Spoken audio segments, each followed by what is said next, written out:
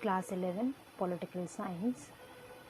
This video is about Chapter 1 Constitution Part 3. In the previous videos we understand functions of the Constitution and the meaning of the Constitution. In this video we will understand about the making of the Indian Constitution. Let's continue. The topic is overview of the Indian Constitution. The first point is, as we all know, the Constituent Assembly, please remember the word Constituent Assembly, made the Constitution for India.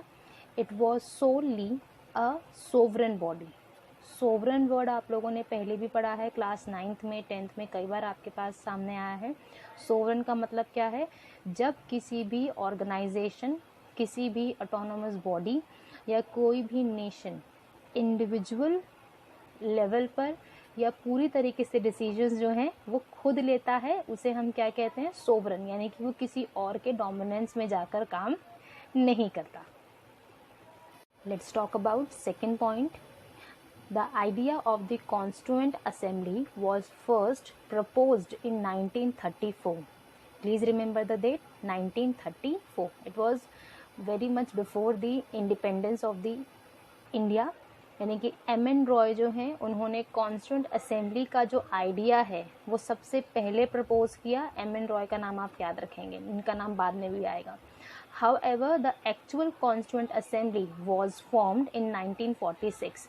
यानी कि idea M.N. Roy ने propose किया 1934 में, but formally वो 1946 में establish की गई with the help of the cabinet mission plan. Cabinet mission plan क्या है, हम एक बार उसे देख लेते हैं. कैबिनेट मिशन प्लान एक 3 पर्सन या 3 लोगों के थ्रू मिलकर बनाई गई एक कमेटी कह सकते हैं या ग्रुप ऑफ मेंबर्स का एक टीम है.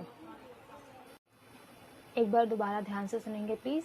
कैबिनेट मिशन क्या है? कैबिनेट मिशन एक 3 लोगों को मिलाकर एक टीम बनाई गई. तीनों लोगों का नाम क्या है? Patrick Lawrence, Stafford Cripps and A.V. Alexander. इन 3 लोगों को टीम की तरह इंडिया में भेजा गया कैबिनेट मिशन के मेंबर की तरह. इनका मेजर ऑब्जेक्टिव क्या है? ताकि ये ब्रिटिश गवर्नमेंट की थ्रू या ब्रिटिश गवर्नमेंट के बिहाफ पर इंडियंस के लिए कॉन्स्टिट्यूएंट असेंबली को स्टैब्लिश कर सकें.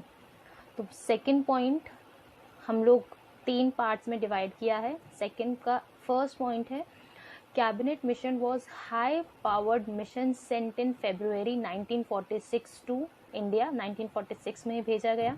इस मिशन के अंदर 3 लोग थे, तीनों ही ब्रिटिशर्स थे.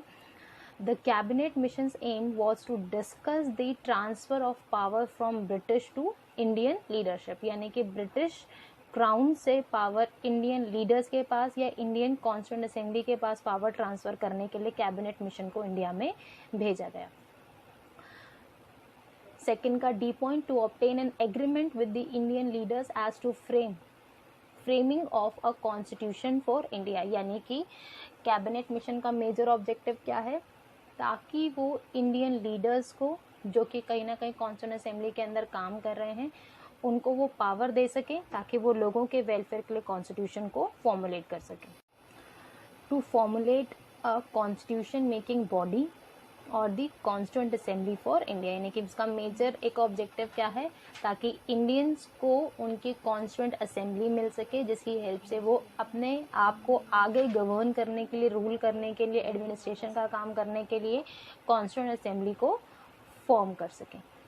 To establish an executive council with the support of the major Indian parties. यानी कि उस टाइम पीरियड पे जैसे कि इंडियन नेशनल कांग्रेस है, मेजर इंपॉर्टेंट पॉलिटिकल पार्टी रही, उसकी हेल्प से कुछ एग्जीक्यूटिव काउंसिल यानी कि मेजर डिसीजन मेकर्स का एक टीम बनाया जा सके, ताकि आगे का काम ब्रिटिश क्राउन से इंडियन गवर्नमेंट को या इंडियन इंटरिम गवर्नमेंट को पावर ट्रांसफ़र की जा सके.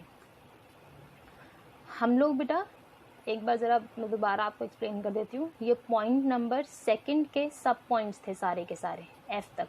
अब हम लोग इसका थर्ड पॉइंट पढ़ रहे हैं. इन 1934 M.N. Roy first propose the idea of constituent assembly. हमने पहले भी डिस्कस किया है। The demand was taken up by the Congress party, Indian national Congress की बात की जा रही है, INC। आपने कई बार इसके बारे में पढ़ा है, क्लास 10th में आप चैप्टर पढ़कर आए हैं नेशनलिज्म इन इंडिया, वहाँ पर भी आपने INC, इंडियन नेशनल कांग्रेस के बारे में कई बार पढ़ा है। The demand was taken up by Congress Party 1935 as an official demand, यानी कि कांग्रेस पार्टी ने इस डिमांड को कि हमें कॉन्स्टिट्यूएंट असेंबली चाहिए ताकि हम लोग अपने लिए कॉन्स्टिट्यूशन फ्रेम आउट कर सके, इसकी डिमांड को ब्रिटिश गवर्नमेंट के सामने प्रेजेंट किया गया।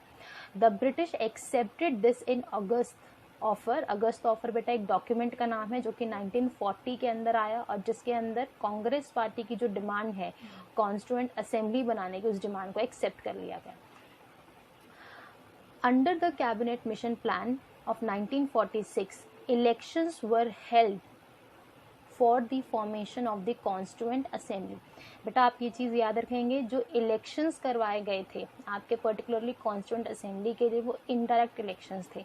और इनडायरेक्ट इलेक्शंस कराने के पीछे सबसे बड़ा रीज़न ये है कि जो इंडिया था उस टाइम पीरियड पे we were quite very poor, और सबसे इम्पॉर्टेंट चीज़ ये थी कि हमारे पास ज़्यादा टाइम नहीं था, क्योंकि इंडिया में इलेक्शंस पहली बार होने थे बिना किसी ब्रिटिश डोमिनेंस के, तो उसको समझाने में करने में बहुत टाइम और पैसा भी बहुत ज़्यादा लगता। तो इस टाइम पीरियड पर इनडायरेक्ट इलेक्शंस कराना सबसे ज़्यादा बेस्ट ऑप्शन एक्सेप्ट किया गया। The members of this assembly were elected indirectly, that is by the members of the provincial assemblies by the method of the single transferable vote for proportional representation। आपने ये चीज़ याद रखनी है कि elections जो है proportional representation, ये बाद में आएगा आपके पास PR सिस्टम, जिसे आज हम इंडिया में प्रेसिडेंट और वाइस प्रेसिडेंट के इलेक्शंस के लिए यूज़ करते हैं। तो single transferable voting system use किया गया, यानी कि आपने चॉइस वोटिंग दी है, इन शॉर्ट अगर आपको समझने के लिए कहा जाए तो कॉन्स्टिट्यूएंट असेंबली के लोगों का इलेक्शन इनडायरेक्टली हुआ with the help of the choice voting, पर आपने टेक्निकल वर्ड्स यूज़ करने हैं जिसका नाम है single transferable vote of proportional representation, ये पूरा नाम है। और ये आप प्रेसिडेंट इलेक्शन में, वाइस प्रेसिडेंट इलेक्शन के अंदर ये टर्म दोबारा यूज़ करेंगे। Point number 8, the constituent assembly was formed for the purpose of writing a constitution for independent India। यानी कॉन्स्टिट्यूएंट असेंबली का मेजर पर्पस क्या है, ऑब्जेक्टिव क्या है, to write a constitution for the independent India, so that whenever the British crown will leave us और give us a sovereignty और the full fledge power, after that we'll run our administration on the basis of the constitution written by our constituent assembly. 9th point, number of representative from provinces was based on their population। बच्चे ये चीज़ आपने पहले भी 2 videos में देखी है, zoom classes में भी हमने इसे एक्सप्लेन किया था। एक बार मैं आपको 9th पॉइंट दोबारा एक्सप्लेन करती हूँ, आप प्लीज़ ध्यान से समझिएगा। बेटा पॉइंट नंबर 9 को इजीली एक्सप्लेन करने के लिए या इजीली समझने के लिए आपको 2 चीज़ें लर्न करनी है। दैट की जब हम लोग इंडिया की बात करते हैं या पर्टिकुलरली हम लोग बात कर रहे हैं ब्रिटिश इंडिया की, तो ब्रिटिश इंडिया या उस टाइम पर जो इंडिया था वो अपने आप को ब्रिटिश गवर्नमेंट इंडिया को रूल करने के लिए या गवर्न करने के लिए, एडमिनिस्ट्रेशन का काम करने के लिए या इजीली एडमिनिस्ट्रेशन का काम करने के लिए उसने क्या किया, ब्रिटिश इंडिया को 2 पार्ट्स में डिवाइड करके रूल करने की कोशिश की। मतलब ऐसा नहीं है कि लैंड का डिवीजन हुआ, बस एडमिनिस्ट्रेशन को इजीली चलाने के लिए अलग अलग पार्ट्स के अंदर इंडिया को डिवाइड करने की कोशिश की गई। जो मेजर पार्ट था वो रहा हमारा ब्रिटिश प्रोविंसेस, या आप इसके लिए प्रोविंस वर्ड कई बार पढ़ेंगे, क्लास 12 में भी आता है बेटा ये वाला टॉपिक, और प्लीज़ आप इसे अच्छे से समझने की कोशिश करेंगे। और दूसरा है हमारे पास प्रिंसली स्टेट्स। प्रिंसली स्टेट्स वो रीजन है जहाँ पर जो हमारे यहाँ के लोकल किंग रहे या राजा रहे, रजवाड़े रहे, ये वर्ड्स आपके पास कई बार आएंगे, तो उनके पास जो एरिया रहा उसे प्रिंसली स्टेट्स कहा गया। ऐसा नहीं है कि यहाँ पर ब्रिटिश गवर्नमेंट का डोमिनेंस या उनका रूल नहीं चलता था, उनका रूल भी चलता था, पर वो इनडायरेक्टली रूल किया करते थे with the help of king.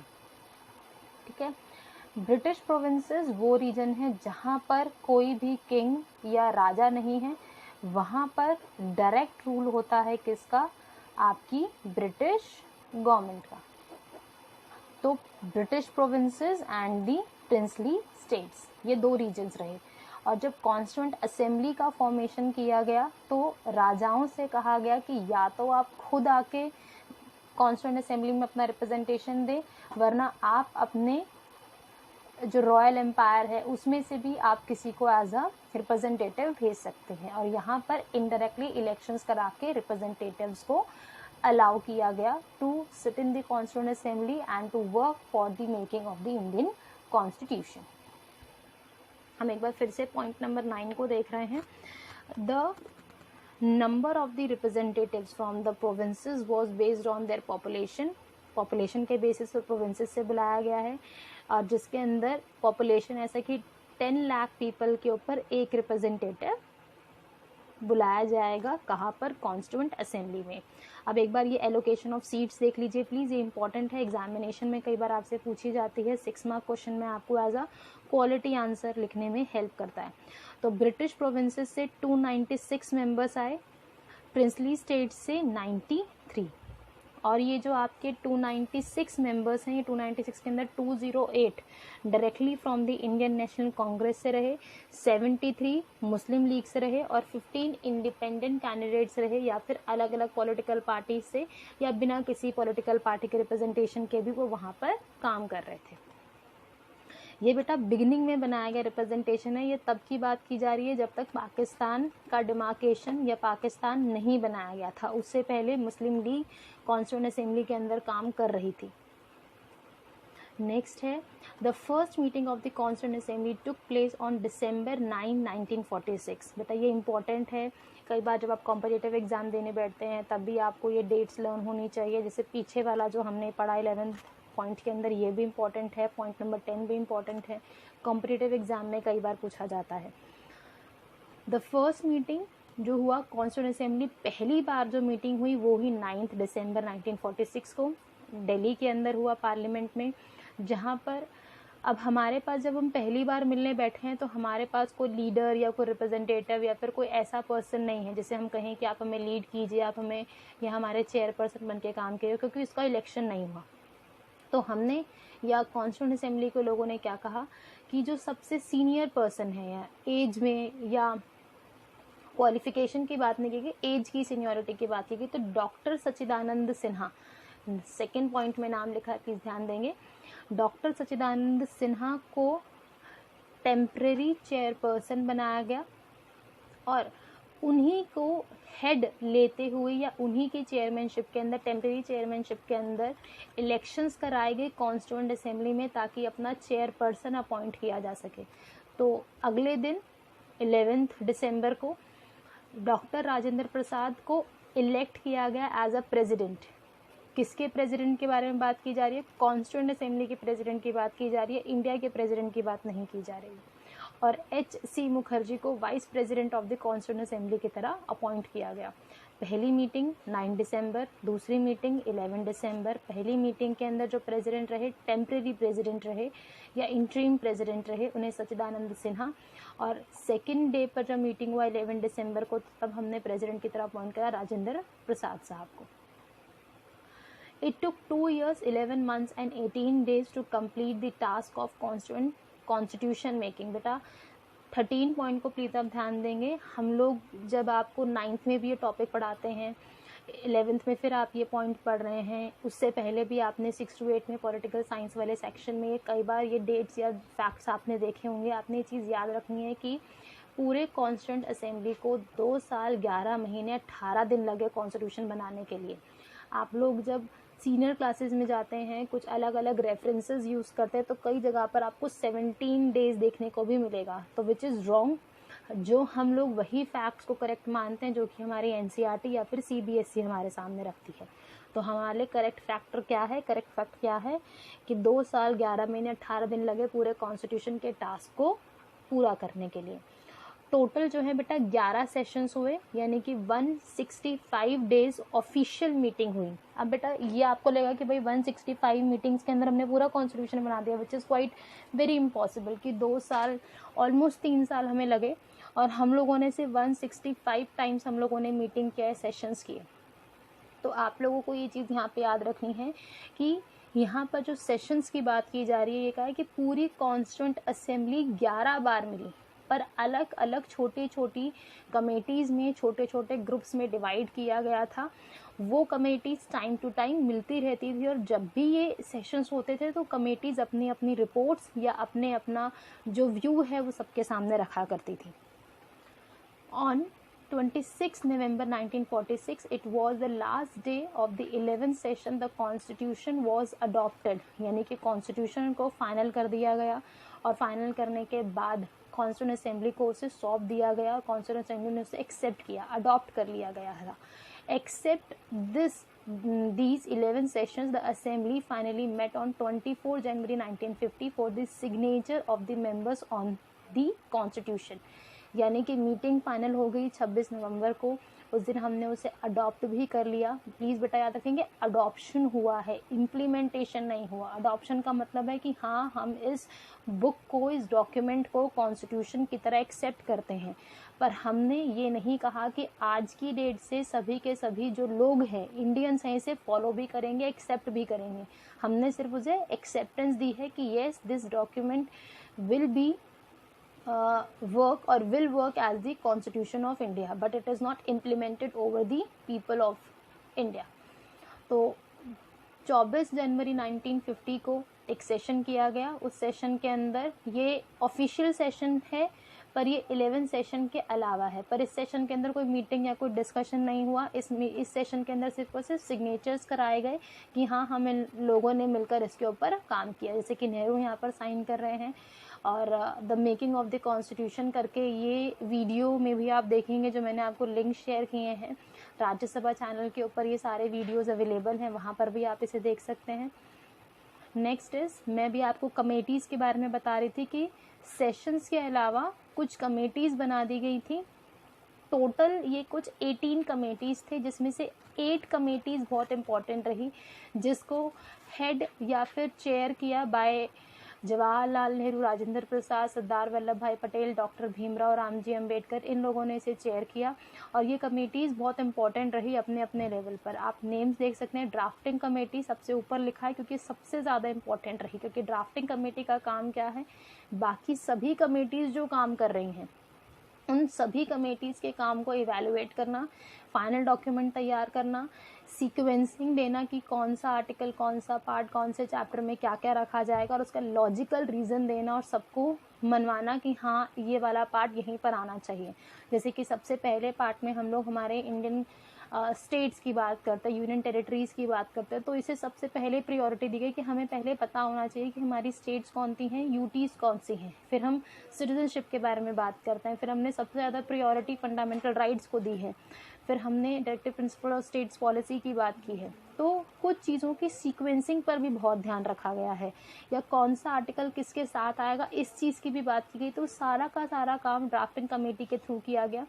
इसके अलावा यूनियन कॉन्स्टिट्यूंट कमेटी बनाएगी, यूनियन पावर्स कमेटी बनाएगी, स्टेट्स कमेटी है, steering committee, procedure committee, provincial constitution committee, advisory committee है। इसमें फंडामेंटल राइट्स के रिगार्डिंग कमेटीज़ बनाई गई थी, ट्राइबल्स के राइट्स के रिगार्डिंग कमेटी बनाई गई है, विमेन राइट के अकॉर्डिंगली या रिगार्डिंग कमेटीज़ बनाई गई थी। तो ये सभी के सभी कमेटीज़ जो हैं कॉन्स्टिट्यूएंट असेंबली के अंदर डिवाइड किया गया। आप इसको ज़रा इस तरीके से देखिए कि हमारे पास टोटल मेंबर जितने भी हैं हमारे कॉन्स्टिट्यूशन की मेकिंग के लिए, उन सभी को हमने कुछ ना कुछ टास्क प्रोवाइड कर दिए।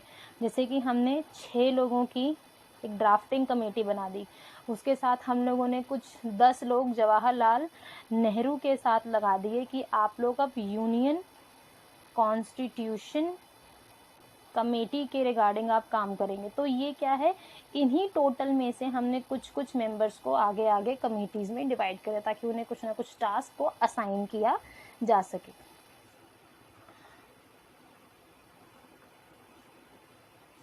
नेक्स्ट है, on 29 August 1947 the constituent assembly set up a drafting committee under the chairman of the Bhimrao Ramji Ambedkar और doctor BR Ambedkar to prepare a draft of the constitution for India. तो ये ड्राफ्ट है, यानी कि अभी तक पूरा कॉन्स्टिट्यूशन बनकर तैयार नहीं हुआ था। तो हम लोग क्या कर रहे हैं, ड्राफ्ट तैयार करवा रहे हैं। उस ड्राफ्ट में जो भी डिस्कशन किया जाएगा फिर फाइनल डॉक्यूमेंट उसके बाद तैयार किया जाएगा।